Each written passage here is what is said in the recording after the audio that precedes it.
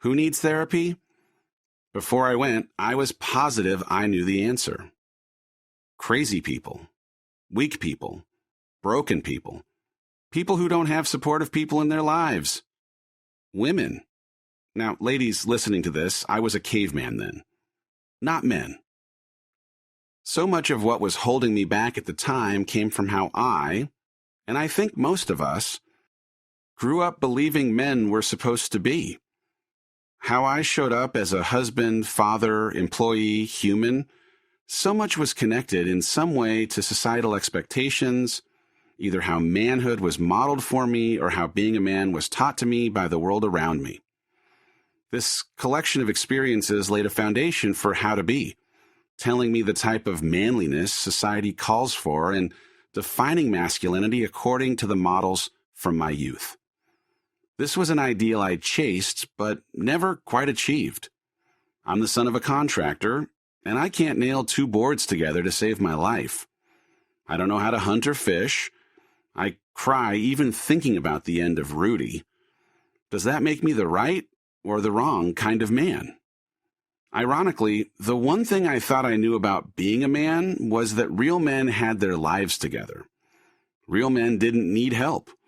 Real men certainly didn't need to spend an hour a week with a counselor. Newsflash, that's total crap. It just is.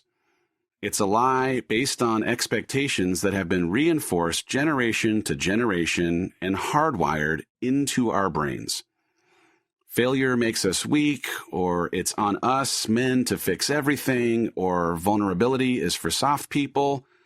All are ideas we need to challenge, and I will in this book. I needed an interruption to my regularly scheduled programming, a departure from what this society dictates as right and wrong. I needed a tune-up. If the warning lights on your car come on, you take it to the mechanic to get the car checked out. Well, the warning lights in my life had been flashing, and I'd been breaking the warning lights rather than finding a mechanic.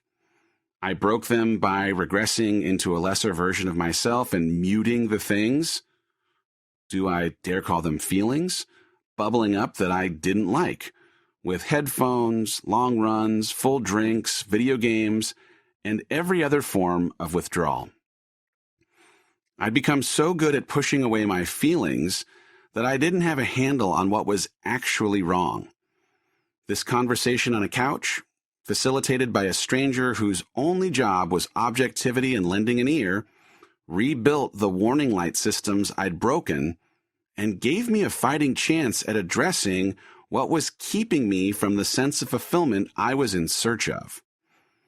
Here's the truth. You can stick to your guns and keep believing that real men don't, or you can be fulfilled.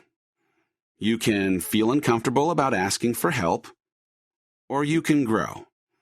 You can feel strange about letting your guard down and becoming vulnerable, gasp, or you can connect with the people you love on a level that actually matters.